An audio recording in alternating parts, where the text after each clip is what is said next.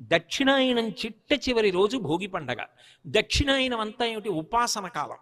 దక్షిణాయనం వచ్చిందనుకోండి, ప్రకృతి ప్రతిబంధకాన్ని ఇస్తుంది. దానికి మాసం కానీ, దానికి రోజు కానీ, దానికి తిథి కానీ ఉండవు. దక్షిణాయనం ఏ రోజున పూర్తయిపోతుందో అది భోగి పండగ. ఎందుకు అలా చెప్తారు అంటే, దక్షిణాయనం అంతా ఉపాసన చెయ్యాలి, భగవంతుని యొక్క అనుగ్రహము కలిగి ఆయన యొక్క దర్శనం అవుతుంది. ఆ భోగి జీవితంలో ఒక్కరోజైనా పొందగలిగిన వాడు ఎవరుంటాడో వాడు భోగం అనుభవించినవాడు. అందుకని భోగి పండగ అన్నది వచ్చింది ఉపాసన రీత్యా. ఉపాసన అంటే మీరు ఒకటి గుర్తుపెట్టుకోవాలి. ఉపాసన అంటే ఏమిటంటే, అంటే దగ్గరగా, ఆసన అంటే కూర్చుండుట.